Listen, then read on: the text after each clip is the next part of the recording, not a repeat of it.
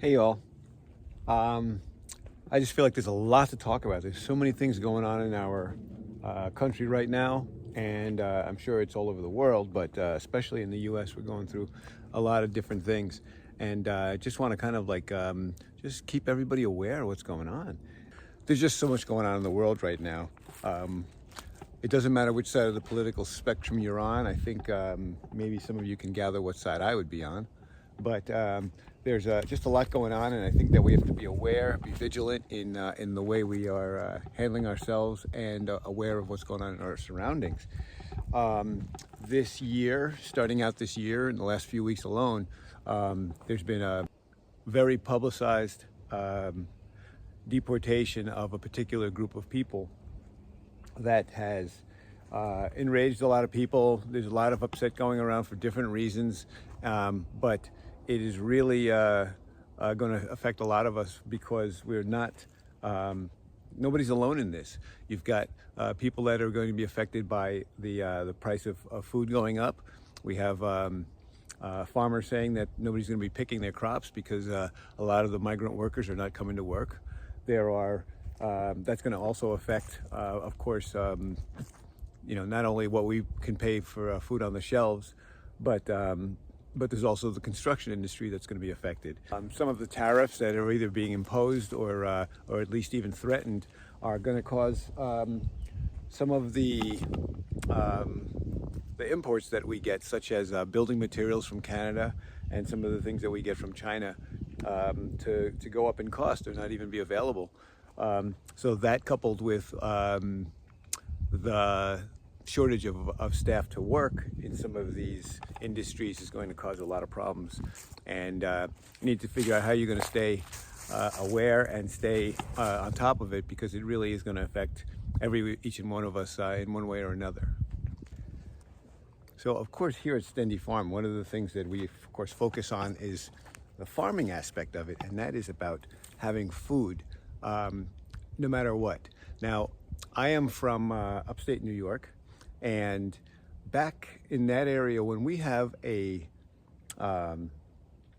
blizzard, or even there's a threat of a blizzard, like if there's any kind of issues around snow or bad weather, people run out immediately and get to the gas station, and they get to the supermarket, and they fill everything up and get ready to hunker down.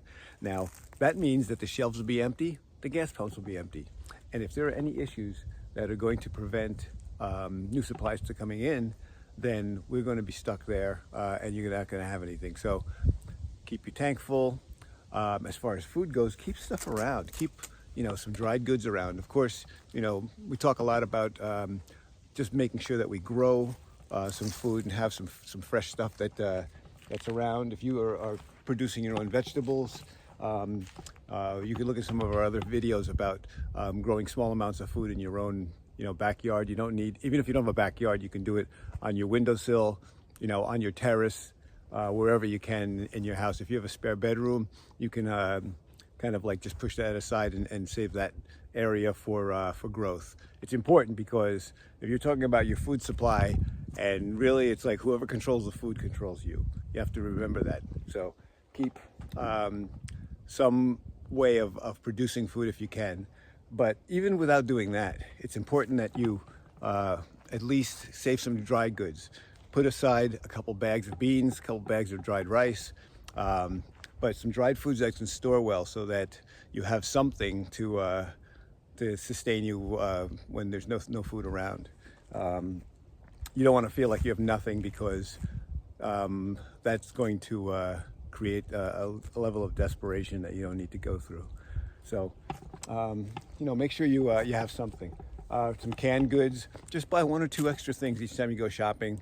Put it aside and try and have a couple months of food, away, because it doesn't take much to get there, and it can make all the difference in the world. Have yourself a fishing pole if you need to. Growing things like pumpkins and squash, different varieties, will last a long time. So you can keep some of these foods for months and months. Even apples and some fruits will last for long periods of time. And if you can at least have that stuff, of course, eat it as you go along, but at least make sure that you have some food that can carry you through if you need extra, food later on. You can learn to can and some other things to preserve some of those foods as well. If you've got the space, maybe you can grow chickens, or raise chickens rather. You don't grow them. And other things. We're looking at the possibility of even raising tilapia. Fish, you can grow that at home. It does take a little more space. It's not something that I would consider doing in an apartment, but if you have a little bit of space around your house, it doesn't take much. There's hydroponic gardening. There are a lot of different methods of growing in different directions, so that maybe you need some towers instead of need regular beds to grow your stuff in. But there are ways of doing it. Just know that you're not alone in this quest. There's a lot of folks out there, and the numbers grow every day. There's more and more people who are trying to figure out a way to sustain a good lifestyle off-grid, or at least less dependent on the grid. And if you can become one of those, your life is going to be better. Quality of living is key here. We don't want to just like barely survive like you're living in a Mad Max movie or something. This really has to be more of you redefining what you want to call success, and really I think part of that is getting rid of the old paradigm of what success and happiness used to be. Once we redefine that, I think that we can definitely achieve it much easier. There are companies out there now that are trying to sell you products, everything from freeze-dried foods to different kinds of generators and so forth. For the generators, first of all, I saw a commercial the other day on Facebook about someone selling a solar phone charger, and they're telling you that if the grid goes down and you have no power, you can still charge your phone. Well, guess what? We're not talking about a walkie-talkie here. We're talking about a cell phone which requires a cell phone tower which uses power from the grid, as well as servers and so forth. There's a whole infrastructure that is all part of the grid. So be aware that if the grid is down, your cell phone's not going to work anyway. So that being said, make plans ahead of time on how to connect with your loved ones. It's not, of course, this is probably never going to happen, but wouldn't you hate for it to happen and then you're trying to figure it out later how to make things work? We get threatened every, maybe once or twice a year about a government shutdown, and the possibility that we are going to have some issues like that. So as those things become closer and closer to reality, it's better that we are on top of it and not worrying about how we're going to deal with it later.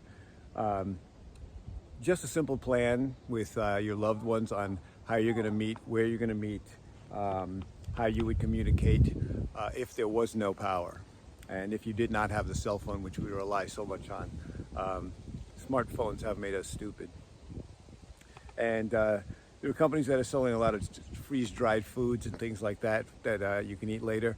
If you're going to try and have beef stroganoff and strawberry shortcake, after after the decline of our civilization, you're in the wrong place.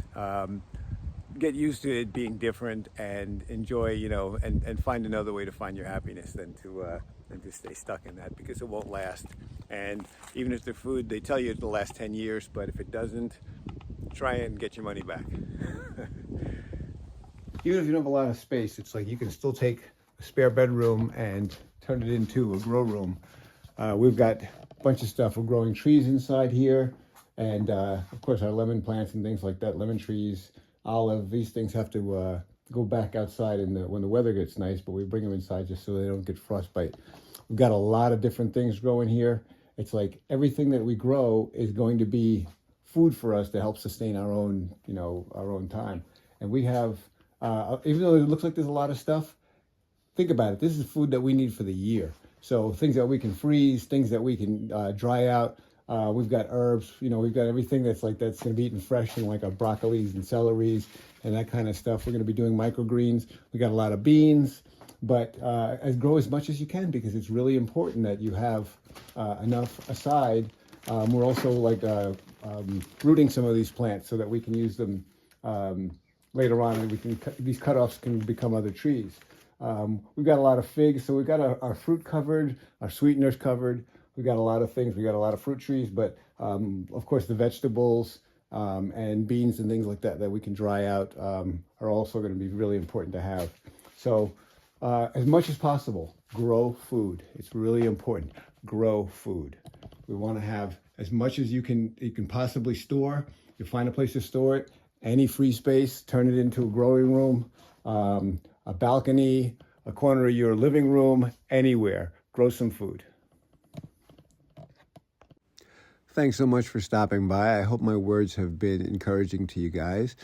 Please like and subscribe and tell all your friends about us.